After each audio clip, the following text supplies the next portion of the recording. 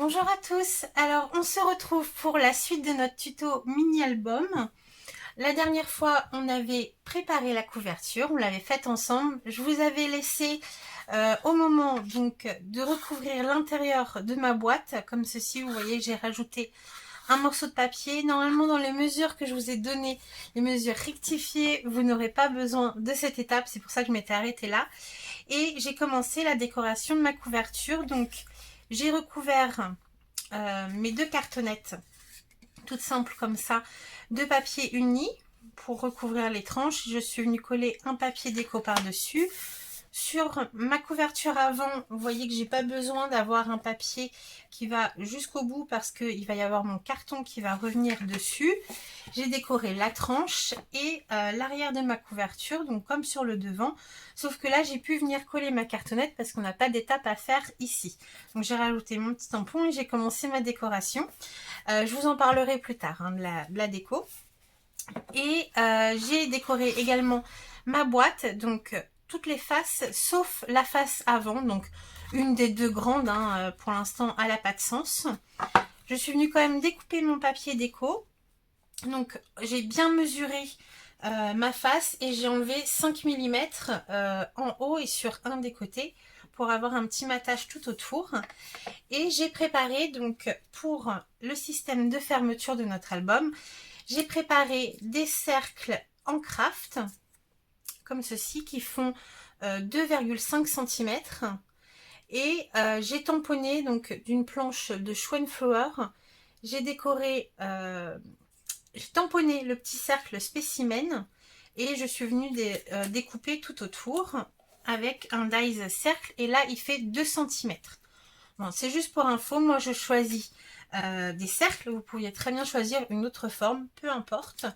J'ai sorti 2 attaches parisiennes et alors j'avais préparé du ruban de coton pour pouvoir le tamponner un petit peu avant. Je trouvais que ça pouvait être sympa, mais j'ai peur que ça soit un petit peu trop épais vu qu'il faut venir faire le tour de l'attache parisienne. J'ai peur que ce soit un peu épais, donc j'ai sorti un ruban de satin, une couleur un peu crème que j'avais acheté chez Noz. Voilà, tout simple. Et celui-ci il doit faire voilà, 1 cm de large. Donc j'ai préparé ça. On va, avant de commencer les pages, finir d'assembler notre couverture. Donc avant de coller ma cartonnette ici et mon papier déco ici, il va falloir installer notre système de fermeture. Donc pour ça, je vais prendre les deux cercles, je vais les superposer l'un sur l'autre en laissant une marge égale tout autour de mon cercle et avec ma crop-dial. Alors vous pouvez les coller l'un sur l'autre, je pense que c'est ce que je vais faire, ça sera plus simple. Je vais venir coller mes petits cercles sur mes plus grands et ensuite je viendrai perforer au centre avec ma crop-dial.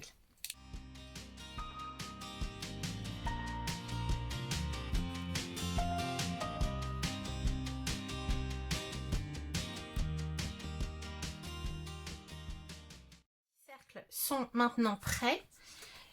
J'ai mes deux attaches parisiennes et donc il va falloir installer sur le papier déco qui viendra sur notre boîte ici. Il va falloir installer notre cercle sur le papier avant de coller le papier sur la boîte.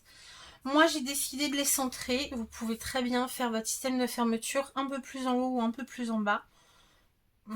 C'est au choix. Moi je vais rester au centre.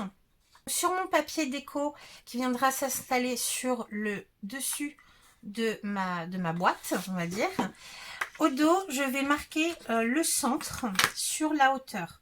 Donc moi ici, j'ai 24,4, donc je vais faire une marque à 12,2. Je vais en faire deux pour être sûre d'être droite. Et sur la largeur, alors... Sur mon prototype, j'avais mis à 2 cm. Je pense que je vais faire pareil. Donc, à 2 cm, donc je suis à l'inverse. Donc, je vais faire ici à 4. J'ai environ 6 cm. Donc, au centre, sur la hauteur, je marque. Et à partir donc du bord, ici, quand je retourne, Alors, ouais, non, j'avais envie que mes marques soient en bas ici. Du coup, il faut que je fasse une marque à 2 cm ici. Voilà, hop, je fasse celle-ci. Voilà, faites bien attention si votre papier a un sens. Moi, vous voyez ici, mon papier a quelques marques plus foncées que je veux que ça soit en bas pour être en correspondance avec ici. Voilà. Donc, je suis venue faire une marque à 2 cm et je vais perforer mon papier. Mais alors, cette fois-ci, je ne vais pas prendre la Crop-A-Dile. Je vais prendre un tapis de mousse et un pic, un poinçon. Et je vais venir marquer mon trou. Voilà. Ça sera installé comme ceci sur le devant. Je vais installer mon cercle. Donc sans le coller sur le papier, simplement poser et fixer avec une attache parisienne.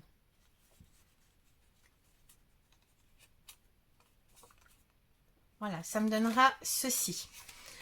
Pour être sûr que mon ruban passe correctement derrière mon cercle, assurez-vous bien que l'attache parisienne ne pousse pas trop le papier à plat. Vous allez avoir après des problèmes pour passer votre ruban, ça va revenir relever le cercle, ce ne sera pas forcément joli. Alors, moi mon attache parisienne, elle est légèrement courbe ici. Donc je pense pas avoir ce problème, mais si vous avez besoin de décoller un petit peu votre cercle du papier avant de fixer, prévoyez un petit morceau de cartonnette que vous allez mettre de chaque côté de votre cercle, comme ceci. Hop. Pour être sûr d'avoir une petite aisance entre votre papier et votre cercle de fermeture. Et une fois que vous êtes sûr que vous avez un petit espace pour votre ruban, vous retournez et vous ouvrez votre attache. Donc ceci. Là, on peut enlever les papiers. Et là, je sais que mon cercle n'est pas trop collé au papier. Et si je fais le test, je peux passer mon ruban facilement autour sans que ça le décolle de trop. Voilà, c'est juste une petite astuce. Donc voilà pour ça. Je vais peut-être mettre du double face au dos pour être sûr que mon attache parisienne ne bouge pas. Et ensuite, je vais pouvoir venir fixer mon panneau entier comme ça sur ma boîte. Voilà. Et ensuite, avec mon deuxième morceau de carton, je vais faire exactement la même étape. Donc au dos, je vais marquer ma hauteur à la moitié. Je vais décaler de 2 cm et je vais perforer et placer mon deuxième cercle de la même façon.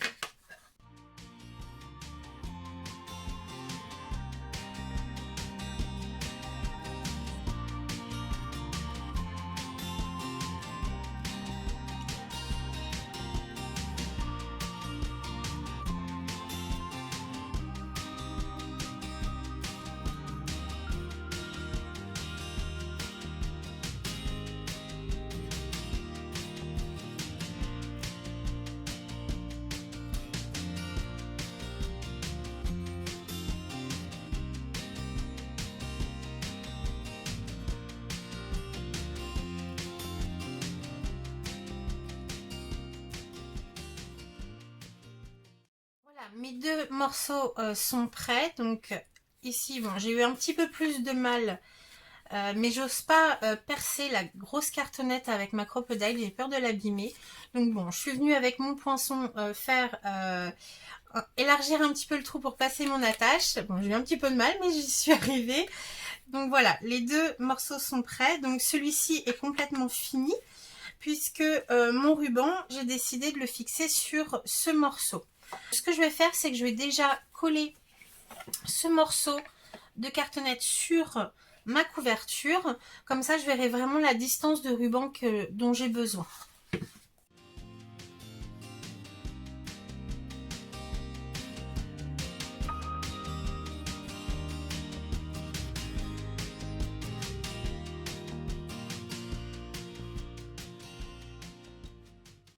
Là déjà on a une belle idée de ce que ça va donner, donc il restera un petit peu de décoration à faire si vous le souhaitez. Maintenant, la dernière étape va être de placer le ruban. Alors, moi, ce que j'ai envie, c'est que mon ruban, comme sur mon prototype, soit fixé d'un côté. Donc, ce que je vais faire, c'est que je vais le passer ici et je vais faire un petit nœud sous mon cercle. Et j'ai envie d'une longueur quand même pour pouvoir... Alors, ici, je vais prévoir un briquet. Je vais couper mon ruban en biais et brûler légèrement les bords pour pas qu'il s'effiloche. Mauvaise idée. Voilà. Je vais placer ça comme ça. Ici, ça sera fixe et j'ai envie de faire... de le croiser comme pour faire une enveloppe. Donc, je vais faire comme ceci. Et j'ai envie qu'il soit à peu près à la même longueur. Donc, je prévois une petite marge parce que mon nœud va me prendre un peu de place. Hop, je rebrûle. Voilà, donc là, je vais vous dire à peu près combien j'ai pris de ruban. Après, vous faites selon votre goût, sachant que si vraiment il est trop long, vaut mieux qu'il soit trop long, on peut le recouper, que trop court. Là, il faudra enlever le nœud pour recommencer. Alors, j'ai pris, je vais vous dire à peu près, là, j'ai 30, 60, oui, j'ai dû prendre 65 cm de ruban. Là, je vais le plier en deux, passer à la moitié dans mon cercle de gauche, donc celui qui est fixe sur la couverture. Et là, je vais faire simplement un petit nœud. Hop. Voilà, juste un nœud pour pas qu'il bouge. Hop. Et comme ça, j'ai la fermeture de mon mini. Sans... Voilà, ça donnera ceci une fois fermé. Donc après, rien ne vous empêche de mettre une ficelle, pourquoi pas avec des petites breloques au bout, ça peut être sympa. Ou un ruban plus épais, mais alors à ce moment-là, prévoyez bien de bien décoller vos cercles quand vous allez mettre les attaches parisiennes, parce que vous voyez, j'ai quand même mis mes cartons, mais avec le nœud ici, mon cercle se relève un petit peu. Donc bon, c'est pas très grave, hein, on sait très bien qu'il y a le ruban qui passe derrière, mais prévoyez bien des petits morceaux de carton pour faire une épaisseur avant de fixer votre attache.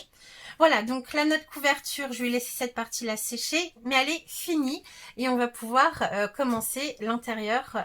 Donc, pour faire les pages intérieures, on va commencer par deux bases de pages qui nous serviront de grandes pochettes pour insérer des tags, des grands espaces photos de chaque côté. Donc on va créer deux grandes pochettes.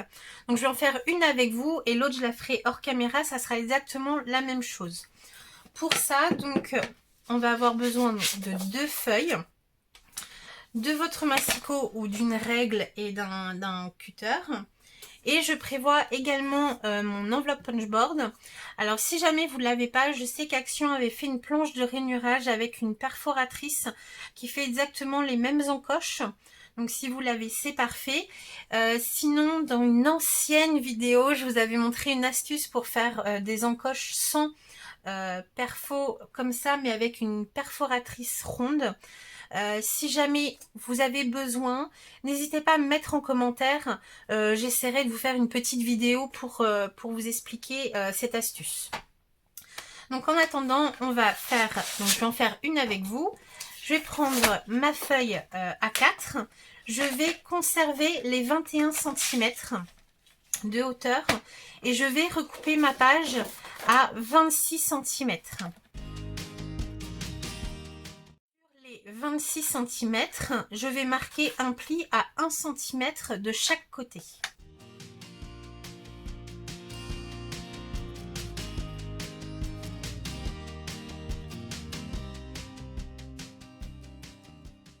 Ici, dans la hauteur des plis, j'obtiens les 24 cm qui correspondent à la hauteur de ma couverture. Vous voyez, ça tombe pile poil.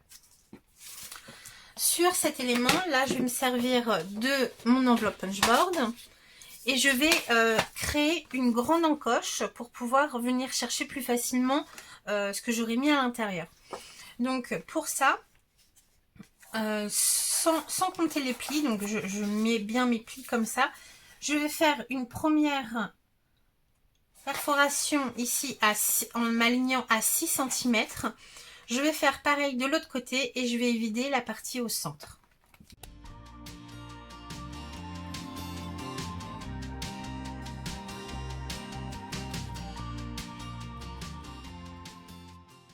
J'obtiens une grande encoche comme ceci, donc qui viendra s'installer à l'intérieur de ma couverture, donc une fois comme ceci sur l'extérieur et une fois comme ceci sur l'extérieur à droite. Les 21 cm, on va les conserver tels quels. On ne va pas faire de plis dans le fond de la pochette comme on fait d'habitude pour une autre pochette. On va simplement installer une bande de double face ou de colle dans le fond pour fermer la pochette et que nos éléments ne ressortent pas de l'autre côté. Je vais venir installer du double face sur mes 2 languettes de collage et je vais venir biaiser les bords et ensuite la coller dans ma couverture.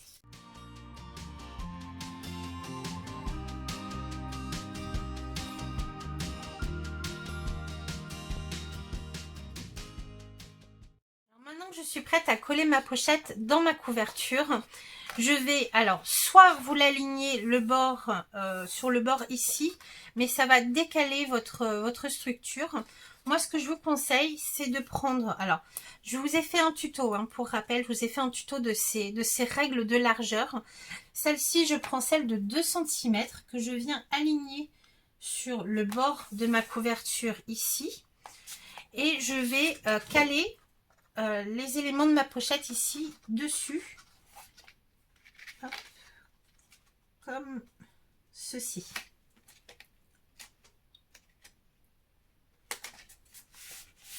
Et vous allez voir que là, hop, je suis décalée, alors du pli, je suis décalée d'1 centimètre par rapport à mon pli ici.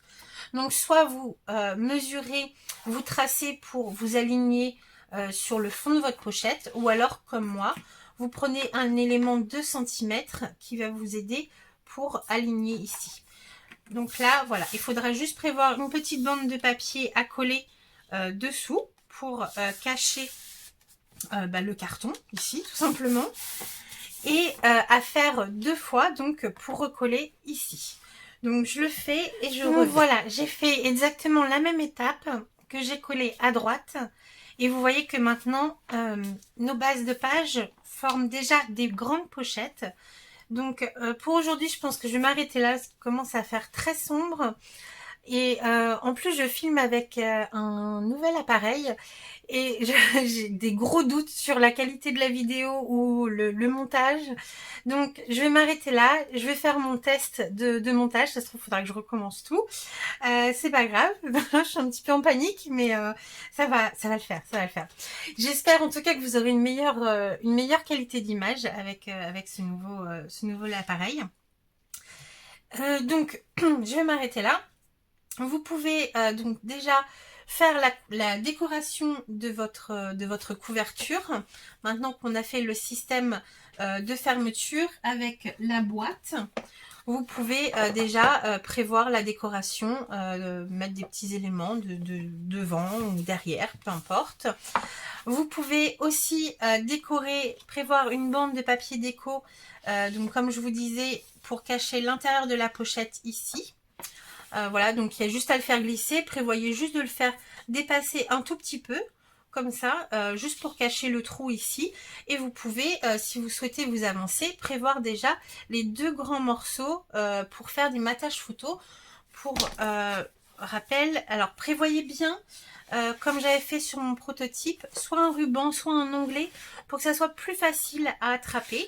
Et donc, comme j'avais fait ici, donc je vous laisse mesurer la profondeur de votre pochette. Moi ici j'avais fait un rectangle de 21 par 21. Il n'y a pas de raison, ça doit être la même chose. Voilà, vous passez votre règle.